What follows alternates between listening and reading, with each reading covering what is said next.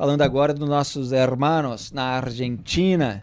O presidente da Argentina, Javier Milei, tentou se distanciar do escândalo envolvendo a criptomoeda Libra. Milei disse ao canal TN, abre aspas, eu não promovi, eu espalhei. Fiz isso porque sou um tecno-otimista fanático. Não cometi nenhum erro porque agi de boa fé. Quando olho para o impacto político, posso dizer, tenho algo a aprender. Tenho que aprender que assumi a presidência e continuei sendo o Javier Milei de sempre. Fecho aspas.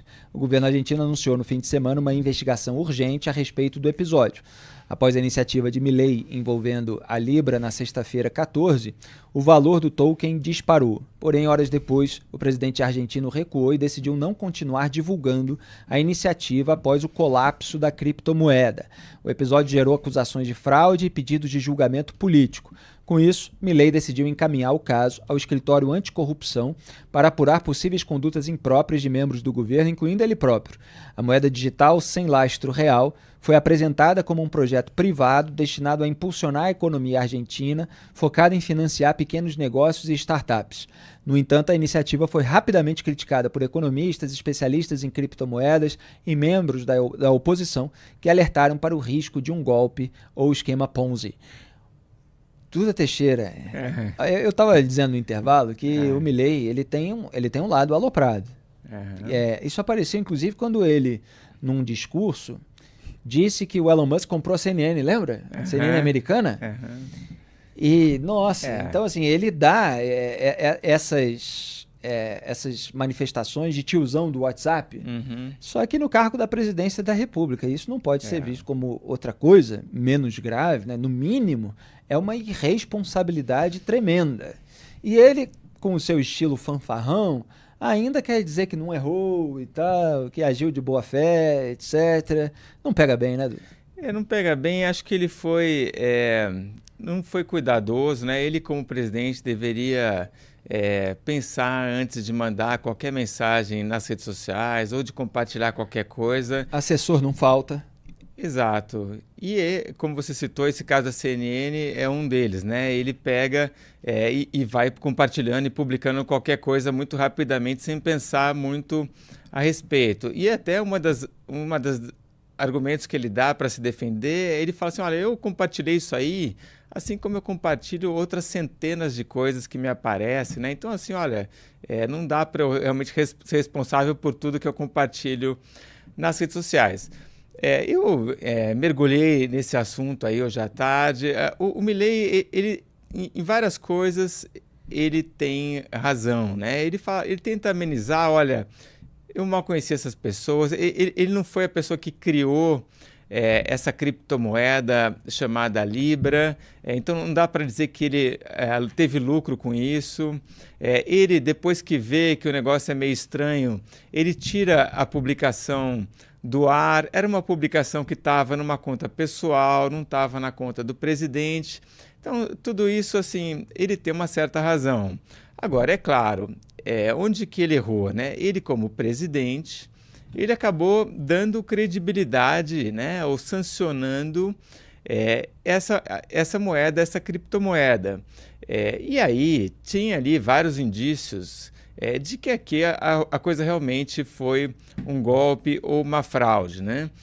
O criador dessa criptomoeda deu uma entrevista e ele admitiu, por exemplo, o uso de robôs que compram grandes quantidades dessa moeda para que ela suba muito de valor.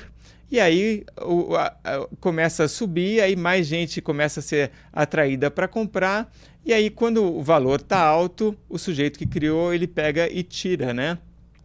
Um pouco da liquidez da moeda, ele já garante o dele, e aí meio que ele já levou o dinheiro dele e um monte de gente perdeu. Então, é uma coisa meio que feia mesmo, né? Parecia realmente como um golpe, e o erro do Milei foi dar esse aval presidencial para a coisa, ainda que por pouco tempo. E aí o Milei ele cai um pouco na narrativa do sujeito, dizendo, olha, isso aqui vai ajudar os pequenos e médios empresários da Argentina, né? Esse é o argumento que ele usa quando ele compartilha a história dessa criptomoeda. O site da criptomoeda ainda está disponível e tem ali, olha, se você é um empresário, empreendedor e quer se habilitar para receber dinheiro desse fundo, mas é uma coisa muito amadora, né, que não estava ainda estabelecida. Então se criou ali uma ideia de que a criptomoeda poderia ajudar esses empresários argentinos, mas a coisa não foi colocada para funcionar, né? Então, assim, pegou muito mal para o Milei. A oposição, obviamente, está usando isso, diz ali um processo de impeachment, mas dificilmente vai conseguir os dois terços que são necessários para conseguir o impeachment de um presidente. E o Milei agora fez a única coisa que dá para fazer, que ele foi transparente, né? Ele disse que ele teve um encontro com esse sujeito que criou essa moeda antes, né? A falha aí foi realmente permitir que essas pessoas se aproximassem dele, do porta-voz da presidência, de pessoas, de assessores do Milei, né? Eles conseguiram fazer ali a propaganda deles e o Milei acabou confiando nessa gente e compartilhando essa postagem. Agora, deveria ser mais responsável uma vez que ele ocupa a presidência da Argentina. É isso aí, prudência não faz mal a ninguém. A gente segue no noticiário internacional. O juiz federal Julián Ercolini indiciou na segunda-feira 17 o ex-presidente argentino Alberto Fernández pelos crimes de lesões leves, agravadas por violência de gênero, lesões graves e ameaças coercitivas à ex-primeira-dama Fabiola Yanes, que tem aquele sobrenome tão difícil de falar que eu até engasguei. Fala, Duda. Yanes. É porque tem o N com o tio, né? Fernandes, vale lembrar, se autodenominou como o primeiro líder feminista do país. O processo é referente a 2 episódios específicos de violência. Um soco no olho direito da ex-esposa e um episódio em que ele agarrou o braço direito de Fabiola Yanes com força, provocando uma lesão que resultou em um hematoma.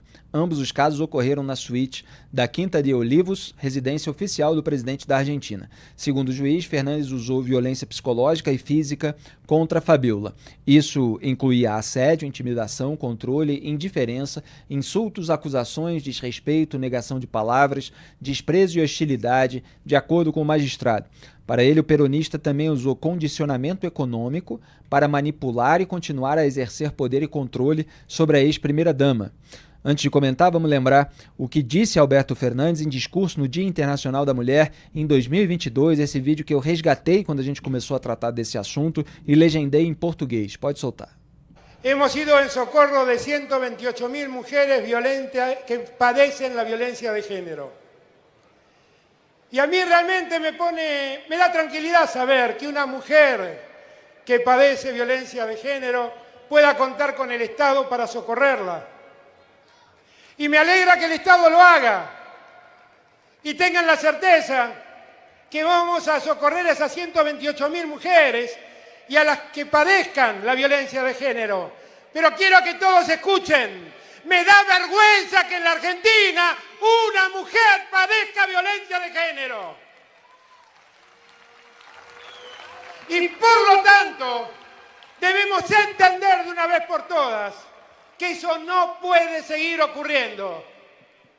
Y debemos denunciar a los violentos que por la sola condición de género avasallan a una mujer.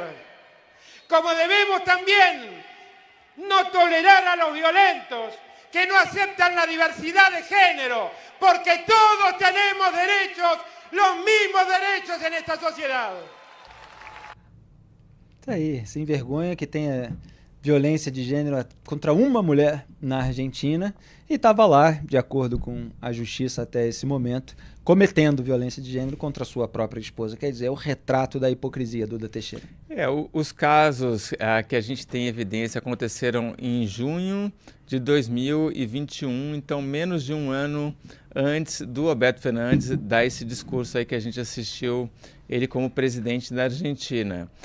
E essa é aquela história que ela só vem à tona porque a Fabiola Yanes mandava fotos dela machucada, com o olho inchado, com uma mancha aqui no braço, para uma amiga que trabalhava no gabinete do Fernandes, e essas fotos acabaram sendo reveladas quando esse celular é confiscado numa outra investigação sobre corrupção, se não me engano, num caso de seguros. Então, não é um caso em que a própria Fabiola foi lá e acusou o Fernandes. A história vem meio que contra a vontade dela, né? E ele tenta impedir a divulgação dessas imagens, né? Alegando que aquilo ali feria a privacidade e coisas do tipo. E é óbvio, agora a investigação já está num nível, já está praticamente concluído, né? Isso daí, quem apresenta essas provas é o juiz que meio que é o relator, né, das investigações, e é muito difícil que ele consiga ficar impune nessa.